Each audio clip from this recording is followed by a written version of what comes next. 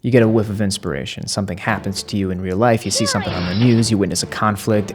You say to yourself, I can write about this. This gives me an idea for a script. And then you spend days, maybe weeks, maybe months, just sitting around fantasizing about what the script could be. And it feels good, but you're afraid. Because the moment that you sit down and actually try to write the damn thing, the fantasy of what the script could be, it vanishes into the air. And you're confronted with the fear that you might not be good enough of a writer to execute on the ideas that you want to write about. And that terrifies you. But sometimes you actually build up the courage to write the damn thing. You load up your Celtx final draft, writer duet, whatever the fuck, and you just start chomping away. And it's going good. The dialogue is playful, the action is vivid, the plot is thickening. And then you reach a point, for me it's usually in the middle of my second act, where the words just stop. You realize you're missing a piece. You had everything laid out in your head. Don't panic, think, you gotta improvise here.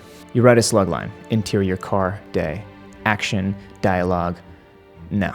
Your brain farts. This is garbage. You're in over your head in the first place. Why waste their time? Why waste your time? You're Aaron Sorkin or something? Maybe Sorkin on some nuts. And the screenplay is dead.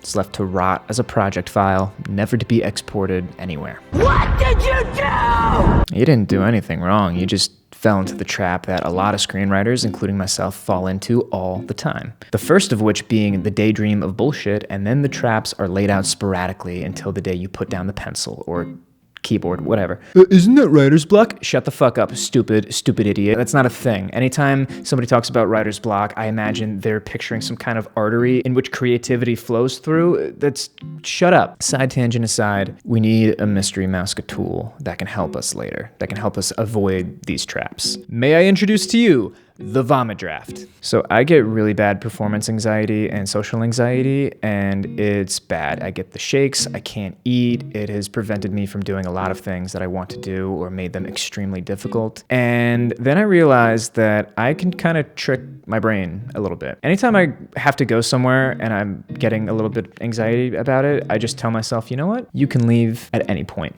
Doesn't matter what the stakes, nope, you could leave at any point. I give myself an out. 97% of the time, I stay and have a jolly old time. Now, that's not 100%, but it's better than 0% and letting my anxiety consume me. What did I do? I recontextualized. That's what the vomit draft is. Don't call it the first draft. This is the vomit draft. This can be shit doo-doo garbo. It doesn't matter what you put on the page. I used to feel like everything I wrote was so precious, like I was chiseling this marble, and if I took out the wrong chunk of stone, I would have to throw it out and start over. No, instead picture that you're just doing a rough sketch in pencil of what a portrait might look like. And then you can put it to the side and you can look at it the next day and you can realize, oh, the nose is too big, the mouth is too wide. The vomit draft is like the Kia Soul. It's designed to be made fun of and critiqued. The first thing I'll usually do is go scene by scene and ask myself, what am I trying to do with my character here? I know I'm being vague, but I just can't account for everybody's different screenplays. If you don't finish that first draft, you have nothing to critique. How can you identify the problem if you have nothing to look at? Some people will tell you that you should outline everything before you go into your first draft and try to get it as close to that final draft as possible. My skepticism with that is, does a football coach not try to practice their plays before they go out and start swinging with it in a real game? Do they not practice on their own first so that way they can identify their strengths and weaknesses? I know I just made a sports analogy in a video about screenwriting, but just know that I nailed my fucking point right there. If you have nothing to look at, how can you expect to identify the problem? Now, this doesn't mean that I'm against outlining. In fact, far from it. I just want to prevent you from getting caught in that constant loop of paralysis through analysis and just speaking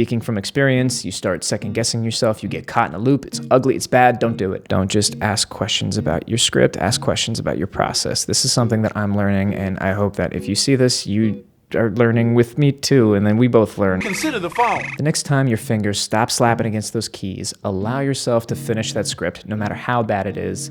That's how you find the problems. That's it. Thank you.